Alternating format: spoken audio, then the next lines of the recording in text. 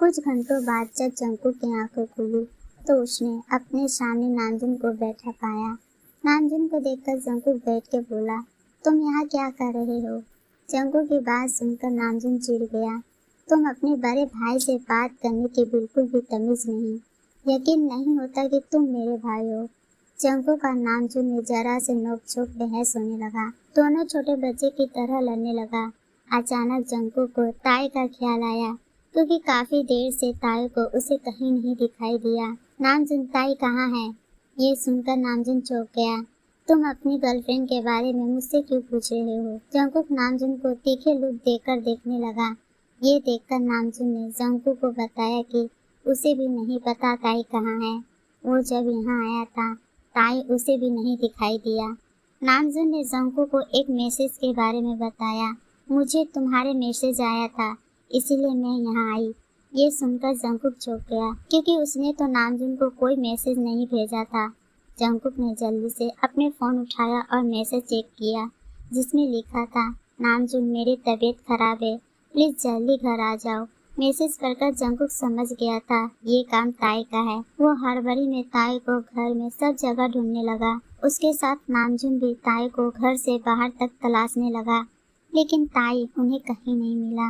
नामजुन परेशान होकर जंकुक से पूछा, कहीं वो इंडिया तो नहीं चली गई? ये सुनकर जंकुक ने झटके से अपने फोन उठाकर देखकर कहा, नहीं, अगर ताई इंडिया जाती तो मुझे पता चल जाता। उनका पासपोर्ट मेरा पास है। पासपोर्ट देखकर नामजुन जंकुक को डांटने लगा, तुमने उनका पासपोर्ट क्यों रखा हुआ है? उसके साथ ऐसा सलूक करोगे तो वो भागेगी, नहीं तो क्या करेगी? ये सुनकर जंकुक ने हैरान भरे नजरों से नामजुन की तरफ देखा। क्या बोल रहे हो? ताई मुझे छोड़कर नहीं जा सकती।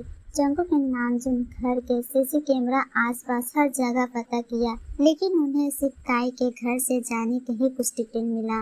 दोनों घर में बैठे परेशान होकर सोच रहे थे कि ताई कहाँ जा सकती है, क्योंकि बेंगलुरु में तो ताई किसी को जानती भी नहीं थी। अचानक जंकुक को जिमिन का ख्याल आया। उसने अपने फोन उठाकर सुगा को कॉल किया। जंकुक ने सुगा को सारी बात बताया और जिमिन से पूछने के लिए कहा।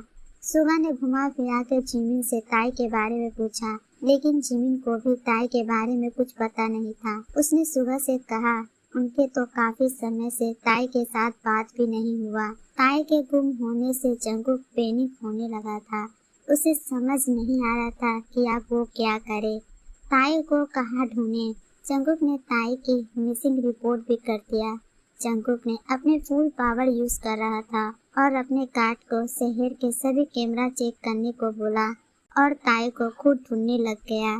7 घंटा बीत चुके थे। जंकुक बेतहाशा ताई के यादों में तड़पते हुए गाड़ी में बैठकर ताई के फोटो देख रहा था। अचानक गलती से जंकुक से एक वीडियो जल गया, जिसे देखकर जंकुक चौंक गया। ये वही वीडियो थी जब जंकुक ताई के घर पे था और ताई ने सुबिन की वजह से काफी ड्रिंक की थी। वीडियो में जंकुक और ताई एक दूसरे के साथ इंटीमेट होता साफ दिखाई दे रहा था। वीडियो देखकर जंकुक को खुद पर बहुत गुस्सा आ रहा था। व्हाट द हेल, ये वीडियो कहीं ताई ने तो नहीं देख लिया? जंकुक अगर उसे इस बारे में पता चला तो वो क्या सोचेगी? कितना बुरा लगेगा मेरे स्वीट हार्ट को। जंकुक वीडियो डिलीट करने लगा। तभी उसे एक ऑफिसर का कॉल आया, जिसने ताई के लोकेशन बताया। ताई के बारे में पता चलते ही जंकुक बिना एक सेकंड गवाए फुल स्पीड से ताई के पास जाने लगा। ताई रात के अंधेरे में अकेले एक सुनसान गली में जा रही थी। अचानक कुछ बदमाशों की नजर ताई पे चला गया था और वो ताई को छीनने लगा। उनमें से एक थोड़ा सा मोटा आदमी ताई की कलाई पकड़ लिया और उनके साथ जबरदस्ती करने लगा। ताई रोते हुए हेल्प के लिए चिल्ला रही थी, लेकिन वहाँ ताई की आवाज सुनने वाला कोई नहीं था। रात के अंधेरे और वहाँ बहुत कम रोशनी, सुनसान गली भी था। जंकुक कुछ दूर खड़ा होकर भरी आवाज में उन बदमाशों को ताई के हाथ छोड़ने के लिए कहा। मैंने कहा उनके हाथ छोड़ो, लेकिन वो बदमाशों ताई के और हाथ कस के पकड़ के हंसने लगते हैं। ये देखकर जंकुक का गुस्सा और बढ़ जाते हैं। उसने उन सबको पूरी तरह से मारना शुरू कर देते हैं। मेरे ताई को हाथ लगाने की हिम्मत कैसे हुई? उसे छूने की हिम्मत कैसे हुई? ये देखकर ताई की हालत खराब हो गई।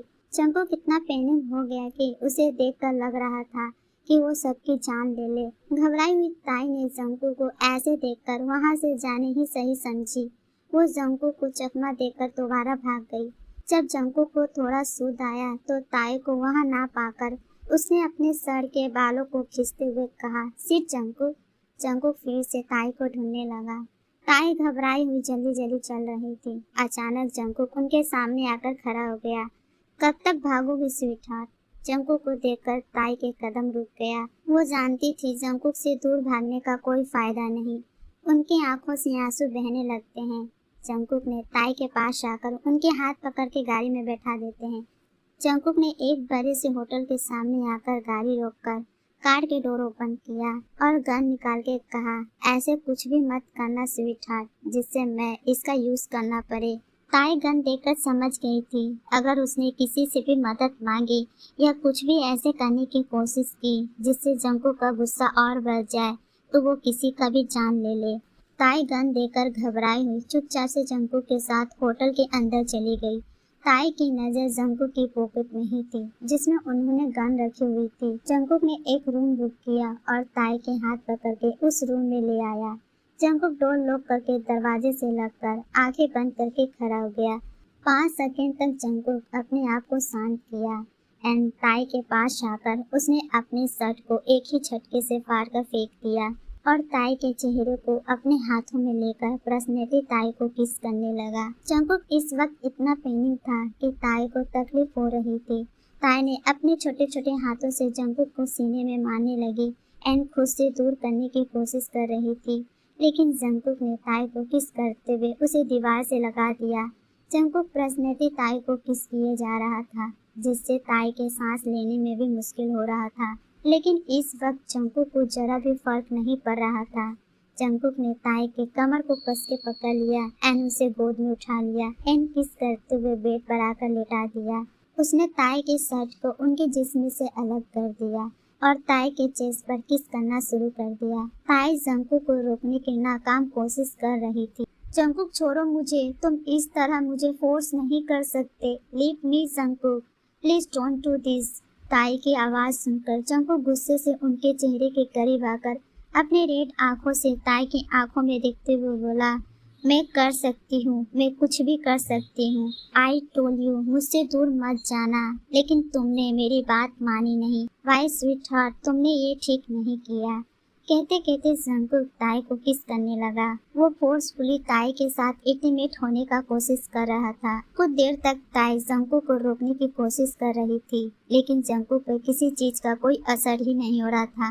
वैसे तो जंकुक कई बार ताई के साथ जबरदस्ती इंटीमेट हुआ था, लेकिन आज वो कुछ ज्यादा ही पैनिक था और गुस्सा था। जंकुक खुद पर से बिल्कुल कंट्रोल खो चुका था और ताई को पाने के चाहत में वो पागलों की तरह उसे किस कर रहा था, उनके साथ इंटीमेट हो रहा था। जंकुक ताई को किस कम और ज्यादा वाइट किए जा रहा था, जिससे ताई को पेन हो रहा था।